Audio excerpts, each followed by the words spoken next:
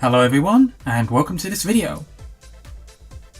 In today's video we're going to be reviewing the Vagrant for the PC. The game was developed by OTK Games and was published by Sakura Game. The game was released this year in July of 2018 for the PC and is a mixture of 2D action scrolling with RPG elements mixed in. But is it any good though? Let's dive in deeper, shall we? The game's story has you playing the role of Vivian, a sword seller for hire, and she's on a journey to a faraway land, but suddenly her ship is sunk because of a storm. Vivian wakes up on the beach the following morning and ends up not too far from a small village, where she ends up being hired to escort a noble to another small town. Once there, however, that's where things take a turn for the worse, as demons, beasts and various other nasties have been unleashed upon the village due to the protection stone being stained with blood. This leads Vivian back to the first town where she first meets a witch and her apprentice, and the story only gets more complicated from there on out. The story then ends up having Vivian go from place to place, collecting various items for various other characters as the story progresses, and as the game only gets more plots and twists added into it. Now, I'm not going to go too much into the game's story, because I really do feel that players should experience this one for themselves, as it really is very good and very well played out. I'm used to various plot twists here and there in these type of games, but somehow a plot twist in this game I genuinely wasn't expecting, and they were quite a welcome surprise. It's a very well done story, and really well executed between the 2D animation sections and the drawn image sections. It really is a great story that only gets better as the game goes on. The characters in this game are really well written, and if I'm being honest, I wasn't expecting it. The developer of this game clearly put a lot of time and effort into each one of the characters that he was creating. Even boss characters have meaning to them, such as the king in the ruined castle, which you meet around stage 3. The developer could have just had you go on a quest and gain the crown and simply just walk in and kill the king. Instead, however, the Demon King has a backstory where he ended up becoming a monster and ate his own subjects one by one. You go through the castle and you see the ghosts of various people, such as his dead daughter and chef, and various other characters that he ate when he became a monster. It's like this for a lot of other characters as well. They have a lot of depth and meaning to them, which I really was taken by surprise when I played this game, because it really shows the level of development that the dev actually put into each one of the characters and the creatures, as this game clearly meant something to them. Vivian herself is a very complicated character, and as the game progresses, you learn so much more about her. She isn't just a pointless main character who has no backstory or meaning to her, or she isn't just some Mary Sue who's given everything at once and just made it so like nothing can hurt her. She's a character who has meaning and feeling to her. You actually end up caring about her as the game progresses. Holborn herself is also a very complicated character with her own background, which is explained as the game progresses, and the same again for various other characters. There's just so much depth and detail to each one put in the game. You find out more about each one as the story progresses, and you end up finding you care about various characters in the game, as the story is giving you depth and personality to them. It was rather a surprise because I really didn't expect it from this gem of a game. The characters for this game really are quite surprising, and I do think that when you do play the game yourself, you will be taken back about just how much you will care about each character. To explain the gameplay for this game, I'm going to assume that people have played Odin's Sphere either on the original PlayStation 2 or 3. Gameplay is basically the same and is a 2D scrolling hack and slash system where you kill monsters, gain jewels, coin and health from various monsters, demons and whatever else comes to attack you. You travel through various forests, dungeons, castles and other places and have to fight either 2 or 3 bosses, which can pretty much destroy you in a few hits unless you have planned things carefully and you have decent equipment. You battle your way through one area to the next, taking out hordes of monsters, and then fight the boss, and after that you usually travel back to town for more of the game's story. You can change weapon and armour, and have various choices to choose from. You can select loads of different types of sword and equipment, each with their own stats and abilities, ranging from ice, fire, lightning, and various others. You can also enhance your equipment and give them new abilities. Or if you have too many pieces of equipment, you can take them and separate them and salvage them for parts or gems.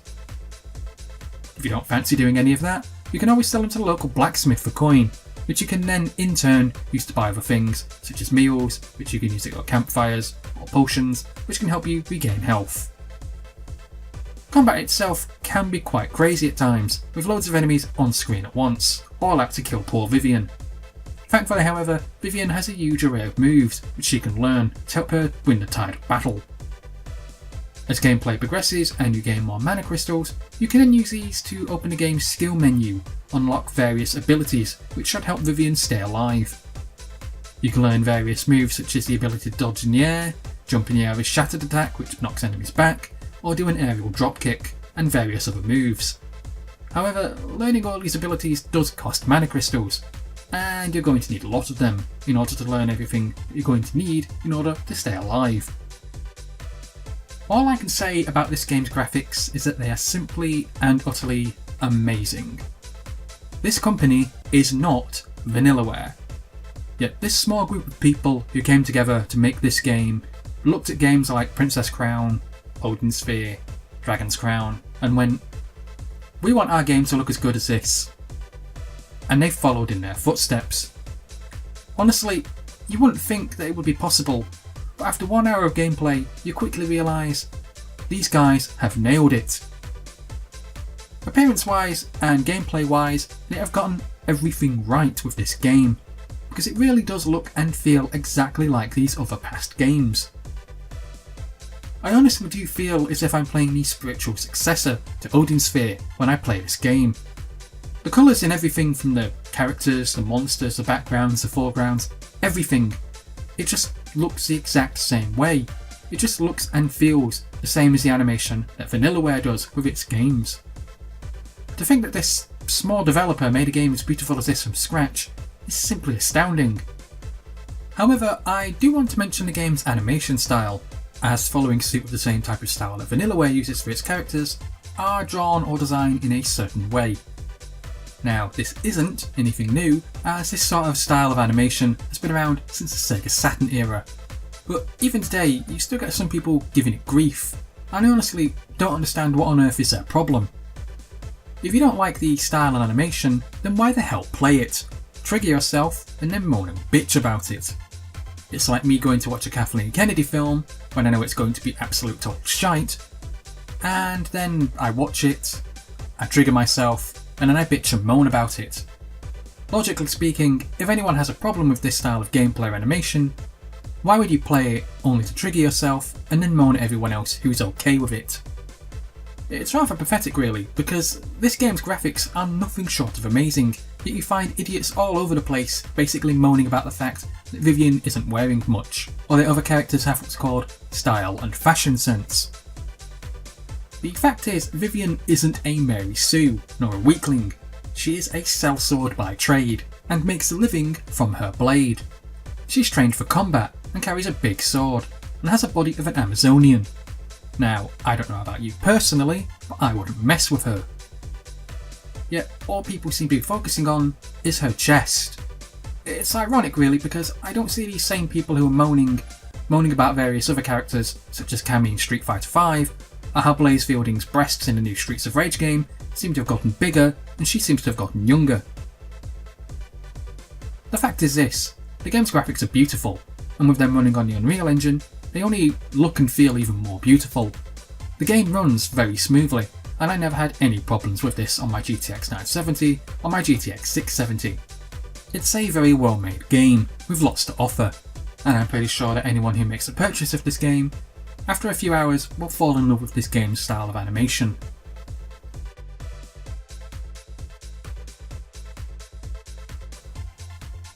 The world which the developer has made for the game looks absolutely fantastic. Each stage has had a lot of time and effort put into it, and you can quickly tell that this game's going to be something quite special, right from the start, from the game's first few levels. Each area you travel to is different from the last, and you have a whole host of different locations, ranging from ruined castles, forests, cities, and a whole lot more. Each of these areas also has so much hidden detail put into it that it's simply amazing that the amount of effort that's gone into each area. You don't realise it at first as you're too focused on the game's gameplay, but when you sit back for a moment, sit and think, and then you realise each area you're going into has a new drawn background, or a new foreground that's totally new. You then realise that this must have taken an extremely long time to create all these places and locations. I really was impressed with each area I travelled to, and how in each area the developer put so much detail into each piece. You have so many things in each area, such as the way the grass flows in the wind, the way that the light flickers when you're at campfires, how the light effect works differently from your weapons depending on if you're in a bright versus dark area, and a whole host of other small features. It really is impressive to see this amount of detail put into each area, and that's in the entire game. Honestly, if you didn't tell me that this game was by VanillaWare, just told me to sit down and play it, and then told me what I thought of the game's graphics and environments, I honestly would have thought that this was a game by VanillaWare. It really is a credit to the developers of this game on just what an amazing job they have done creating this game's world. It's really beautiful, it's really pretty, it's just absolutely amazing that everything has been done from scratch from this developer. All the characters, all the stages, everything, it really is a credit to them.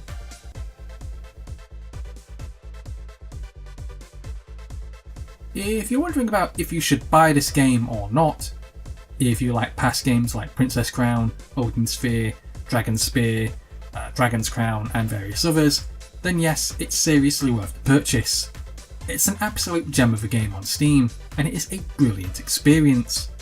It's one of the rare few games that I have played this year which I have picked up and been extremely surprised by, and found myself deeply loving the game and everything it had to offer.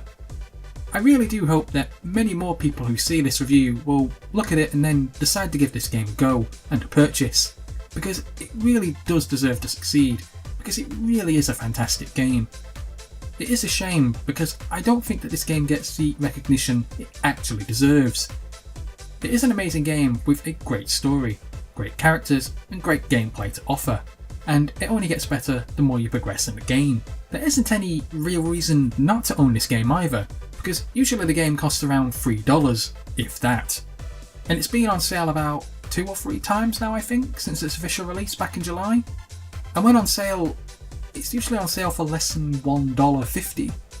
So there's seriously no excuse not to own this gem of a game. You have a brilliant looking game with beautiful animation and a great cast of characters with an epic story to tell. What's stopping you from owning this hidden masterpiece on Steam? Seriously, it's worth the purchase, because this game won't leave you disappointed. It really is worth the pickup.